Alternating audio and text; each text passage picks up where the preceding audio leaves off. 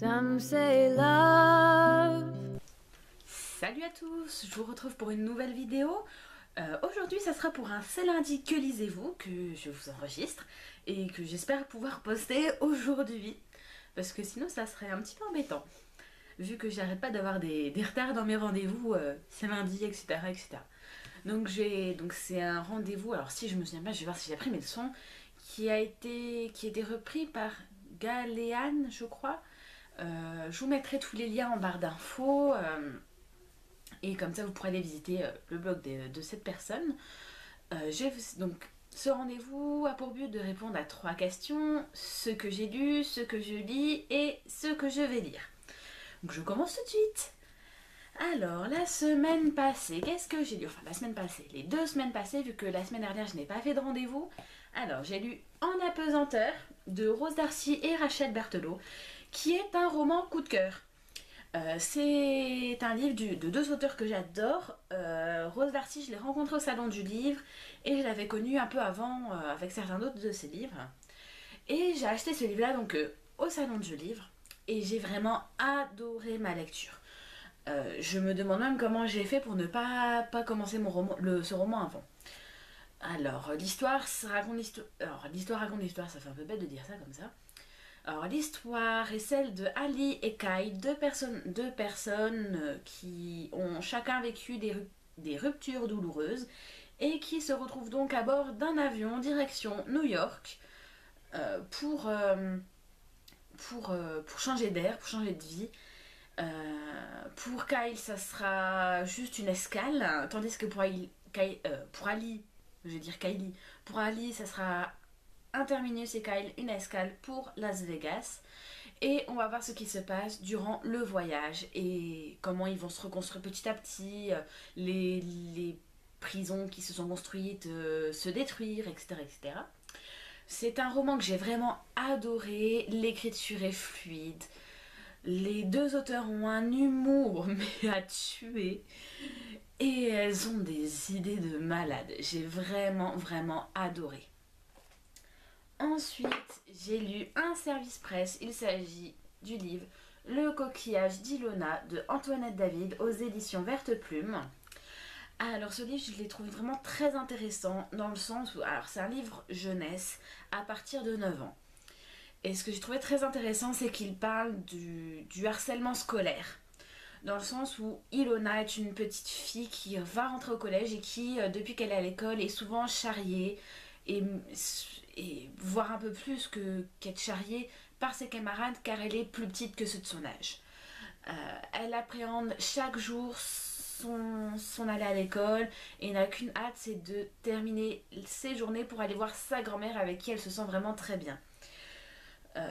Sa famille voit que ça ne peut plus durer, alors sa grand-mère décide de l'amener en vacances au bord de la plage et de faire en sorte qu'elle retrouve sa confiance en elle. Donc si ça vous intéresse, je vous laisse découvrir le roman. Il est très court, hein, il est vraiment très court mais très intéressant et très bien écrit, très bien construit. Je trouve que pour 9 ans, je pense qu'un enfant de 9 ans arrivera à comprendre le livre.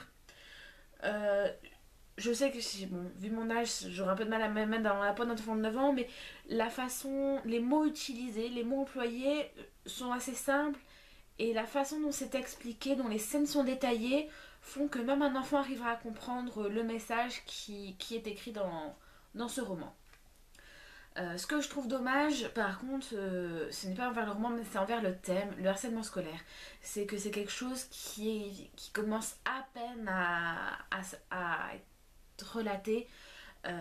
Il a fallu quand même des années pour que le harcèlement scolaire il y a un mot dessus pour expliquer qu'est-ce que c'était ce harcèlement là, une définition, et pendant ce temps là il a fallu quand même qu'il y ait des morts quasiment, pas quasiment, il y a eu des morts pour que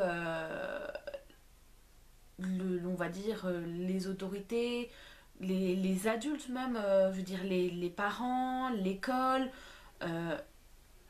puissent mettre le doigt dessus. J'ai souvent entendu les parents dire ah oui mais c'est des blagues d'ados, c'est des blagues d'enfants, c'est pas méchant. Je veux bien croire que selon les cas c'est pas méchant, Mais au bout d'un moment, je veux dire, si un enfant ou un adolescent subit des remarques des mauvaises de la part de ses camarades régulièrement, ça devient du harcèlement et il y a un mal qui se ressent. Donc je trouve ça bien qu'un auteur se mette, après comme je ne connais pas les autres ouvrages jeunesse, que s'il y a d'autres choses qui ont été écrites comme ça, mais je trouve ça bien qu'un auteur le mette pour se placer au niveau d'un enfant pour faire comprendre ce genre de choses. Je trouve ça très intéressant. Ensuite, j'ai lu avec Sandrine du Manège de Psylouk. J'espère que je me trompe pas de prénom parce que je suis en train de réaliser que j'ai peur de me tromper de prénom. Ouh, je vole un peu. Je suis un peu la méduse en ce moment, hein. Je suis un peu la méduse. Donc j'ai lu avec Le Manège de Psylouk, La quête des Willan, tome 2. Donc un second tome qui est lui aussi vraiment excellent. Quand on a commencé notre lecture, comme je disais à Psylouk, je me suis vraiment... J'avais pas l'impression qu'on démarrait un nouveau tome, j'avais l'impression d'être vraiment dans la... C'était vraiment la continuité du tome 1. On voit les personnages évoluer dans l'univers de Gwenda Lavire, autant Camille que Salim, et autant les autres personnages secondaires comme Duom, Bjorn, j'espère que je prononce bien ça, Elana ou Eleana, je sais plus exactement comment ça se prononce, Edwin, Artis et Maniel aussi. Et il y a Lefaël, mais Lefaël, son nom me sort de l'esprit. Et donc tous ces groupes de personnages-là, on le voit évoluer à travers tout le roman depuis le tome 1. L'évolution est d'autant plus conséquente dans ce tome 2. Camille se rend compte de sa mission encore plus que dans le tome 1. Elle sait que sa mission est importante. Là, elle est d'autant plus parce que elle doit aller encore plus loin. Elle doit réveiller les sentinelles figées, dont Eléa Morienval, je crois. Je suis pas sûre du nom de famille. Parce que c'est la sentinelle qui a trahi ses parents. Et donc, elle veut absolument la retrouver. Elle veut retrouver cette Eléa. Et pas mettre sa vengeance de côté, mais ça va l'agrandir en fait. C'est pas qu'elle veut se venger, mais elle sait ce qu'elle doit faire. Et elle sait mettre les points sur les i à ses compagnons aussi, souvent même. Il y a eu des passages très touchants, très émouvants. Je ne dirai pas lesquels parce que ça serait vous spoiler tout le roman.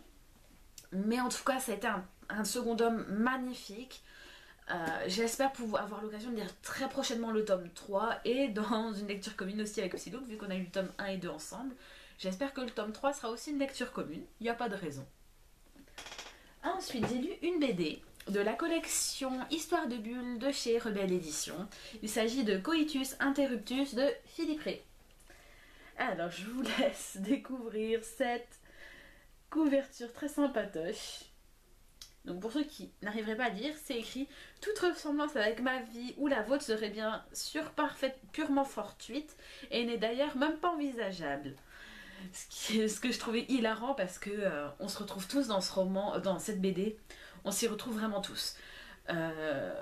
Des purs délires sur l'intimité des couples, sur le sexe dans un couple, en tant que parents aussi. J'ai trouvé ça vraiment excellent. D'ailleurs, j'avais une... Des fois, c'est des illustrations très très courtes, mais qui restent quand même... Voilà, j'en avais une que je voulais vous montrer, c'est celle-ci. Donc je vous lirai pas ce qui est écrit dessus, mais si vous lisez, quand vous tomberez sur là, vous penserez à moi comme ça. J'ai trouvé c'est des planches, il y a juste 2 planches pour expliquer la blague, mais j'ai trouvé ça excellent. Ensuite, je passe à mes lectures en cours. Je suis actuellement sur L'Arme Célène d'Emmanuel Lagadec. Donc je l'ai commencé hier soir, je suis au chapitre 5. J'ai commencé le chapitre 5, je vais le continuer encore un peu ce soir, je pense. Alors c'est l'histoire de, j'espère que je vais pas mal prononcer, Blunwen, qui est une jeune femme qui part en Irlande pour un petit voyage autant touristique que professionnel, car elle est auteure jeunesse et elle veut trouver l'inspiration, en même temps souffler un petit peu parce que si j'ai bien compris, dans sa vie c'est pas tout rose. Donc elle part en Irlande, je suis obligée de dire parce que je connais pas tout encore le nom bien du village. Elle part dans le village de Strandill, un petit village irlandais où elle va y rencontrer Liam. Et donc voilà, Liam est un beau jeune homme dont on a envie d'arracher la chemise pour voir les tablettes de chocolat. Ça, ceux qui m'ont ami sur Facebook l'auront compris par mon statut d'hier soir. Je peux pas vous en dire plus sur le livre parce que je viens tout juste de le commencer. En tout cas, ce que je peux en dire, c'est que la plume de l'auteur est très intéressante, très fluide. Ça se lit vraiment tout seul en fait. Et ça c'est vraiment génial. J'aime bien ce genre de livre où ça lit tout seul, où ça se lit tout seul. Parce qu'il y a des livres où il faut bien s'accrocher. Donc quand on a un livre comme ça où les mots, les pages se tournent, et puis je trouve ça apaisant, je trouve ça bien. J'ai hâte de continuer ma lecture en tout cas. Ensuite, je fais un petit blocage sur ce livre-là et pourtant j'ai lu que 2 chapitres, mais j'ai adoré ces 2 chapitres-là. Iris, le sourire 34. Je suis toujours dessus. Je n'ai pas bougé depuis la dernière fois, je sais pas pourquoi, j'arrive pas à l'ouvrir. Je dois faire un petit blocage. Pourtant j'adore. J'adore, mais je sais pas. J'arrive pas à continuer. Du coup, peut-être parce qu'il est épais. C'est possible. C'est fort probable même. Parce que souvent je lis que des livres qui sont assez fins. Donc je pense que je vais essayer d'y aller pas à pas en lisant peut-être 1 ou 2 chapitres par jour ou par demi-journée. Je verrai bien comment j'avance. Et puis peut-être que petit à petit, peut-être qu'en me mettant comme ça, je vais peut-être arriver plus vite dans l'action et du coup être plus à fond dedans. Et enfin, ma lecture à venir, il s'agit des packs d'eau pour l'Afrique d'Ena Fitzbell. Donc à la base, j'avais choisi le labyrinthe dans ma dernière vidéo, mais j'ai décidé de le mettre un peu de côté parce qu'il me faisait pas tellement... pour le moment, j'ai pas tellement envie de le lire. Et je regardais toute la palle que j'ai sortie pour cet été. Et c'est le seul livre qui m'attire pour le moment et que j'ai vraiment envie de lire, en tout cas en papier. Donc je l'ai sorti pour pouvoir le lire tout à l'heure, quand j'aurai fini mes 2 lectures en cours. Donc j'espère pouvoir je pense que les lames Célène, je l'aurai fini cette semaine. Iris, par contre, je mettrai peut-être un peu plus de temps, mais bon, ça me dérange pas d'alterner les lectures, les livres et d'avoir plusieurs lectures. D'ailleurs, en parlant de plusieurs lectures, je dois aussi vous présenter ma lecture en cours au niveau des e-books. Il s'agit de Devil or Angel. Alors, je ne sais pas si on verra bien la webcam à la caméra. Donc Devil or Angel de Rose Darcy. J'en suis à 64%, donc je suis presque à la fin. Alors, c'est une nouvelle de Rose Darcy qui présente 2 personnages. Yann et Nathalie. Yann est le portrait craché, on va dire, si vous connaissez la série The Vampire Diaries de Damon Salvatore. Et je pense que c'est un démon au service du grand cornu et qui vient sur Terre. Il a vendu son... En fait, c'était un humain qui a vendu son âme pour les plaisirs du sexe, en gros, pour pouvoir, si j'ai bien compris, pouvoir vivre, avoir autant de plaisir qu'il veut, sauf que maintenant c'est lui qui doit en donner par contrat, voire même rendre carrément dingue. Je trouve ça très intéressant parce que du coup, je pense qu'il y a un petit couple qui va se mettre en place avec Nathalie. Donc Nathalie qui est une jeune femme qui a été déçue dans sa vie, je pense, par les hommes. Et du coup, bah voilà, il va lui redonner goût au sexe et à l'amour. Donc je pense. Donc voilà, c'était mon C'est lundi que lisez-vous. Je vous retrouve pour une nouvelle vidéo dans la semaine avec mon In My Mailbox que je vais tourner très vite. Ciao, bisous bisous.